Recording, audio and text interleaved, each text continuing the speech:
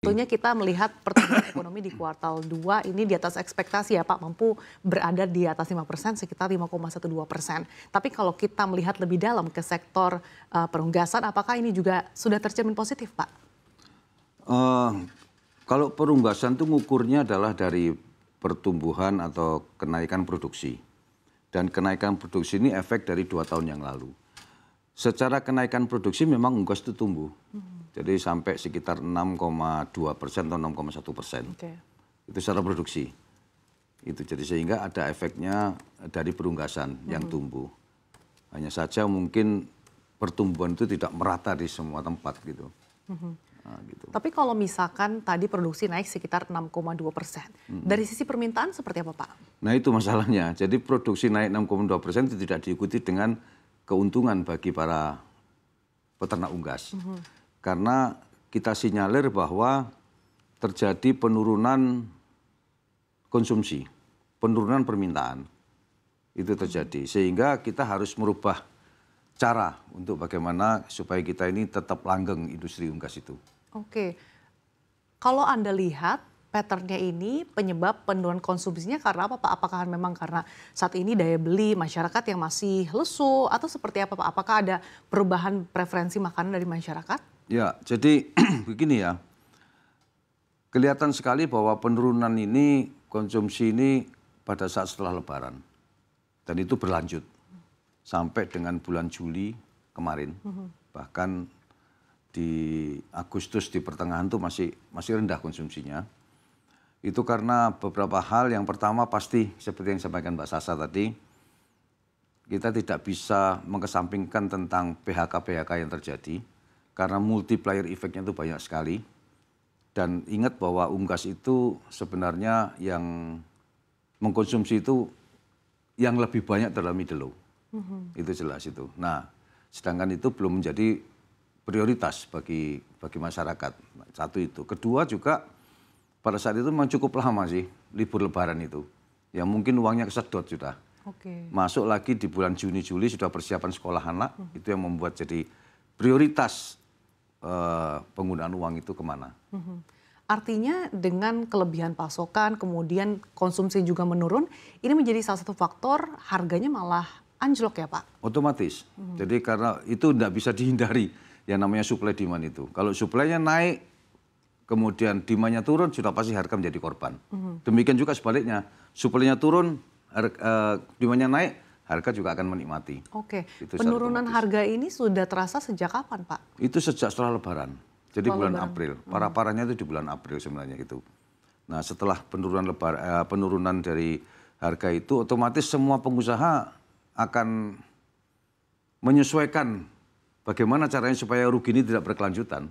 Ada berbagai cara atau berbagai perlakuan yang mereka lakukan. Oke, sebelum Anda jelaskan lebih lanjut strategi untuk mengatasi ataupun untuk menghindari kerugian lebih dalam, gambaran penurunan ini berapa besar sih Pak sejak April? Sejak April sampai sekarang mungkin kita lihat dari konsumsi ya, konsumsi masyarakat itu. Saya bisa mengatakan sampai 8 sampai dengan 10% lah. Oke. Kurang lebih. Dan itu cukup memukul bagi pengusaha perunggasan. Karena kan kita menyediakan ayam hidup. Apa yang dilakukan oleh para pengusaha Pak untuk mensiasati hal ini? Bukan hanya pengusaha, ternyata pemerintah juga prihatin masalah ini. Oke, jadi sudah ada concern dari pemerintah? Ada concern, ada pemerintah. Sehingga pemerintah mengajak para pengusaha yang pertama adalah, ayo kita mengurangi produksi anak ayam. Dengan berkurangnya produksi anak ayam, ini nanti otomatis ayamnya kan akan berkurang untuk menyesuaikan dengan demand. Yang pertama. Tapi langsung disambut sama pengusaha para pembibit anggota dari GPPU ya. Karena dipikir-pikir ya betul juga. Daripada kita tetap memproduksi kemudian harganya hancur, malah jadi repot kan gitu kan. Itu satu. Yang kedua juga dihimbau kepada semua rumah potong ayam yang sekarang sudah tumbuh sampai 400% sejak tahun 2018. Itu memanfaatkan harga yang lagi tidak bagus tersebut untuk menyimpan di dalam kulturnya masing-masing untuk stabilisasi harga. Dan ini mereka juga lakukan. Yang ketiga juga sudah mulai juga sekarang pertumbuhan untuk further process. Jadi ayam tidak hanya polos dipotong kemudian dijual begitu saja, tapi sudah mulai diproduksi dijadikan ready to cook, kayak ready to eat atau apa dan Ada sebagainya. inovasi lebih lanjut ya Pak? Inovasi harus terjadi itu. Selain inovasi lebih lanjut, apakah artinya ini ke depannya akan lebih dorong juga Pak untuk produk-produk yang berkemasan ataupun tadi makanan frozen? Ya, saya memperkirakan itu memang. Bahwa nanti kalau kita keliling dunia lah kasarannya, nggak usah jauh-jauh dari Filipina. Filipina mungkin hampir 90% sudah makanan sudah ready to cook atau sudah dalam bentuk packaging semua. Karena memang kesibukannya manusia sekarang kan tambah sibuk. Baik ibu rumah tangga, apalagi bapak rumah tangga dan sebagainya pagi-pagi sudah harus semebar untuk apa namanya cari kerja kan kasarnya untuk atau bekerja.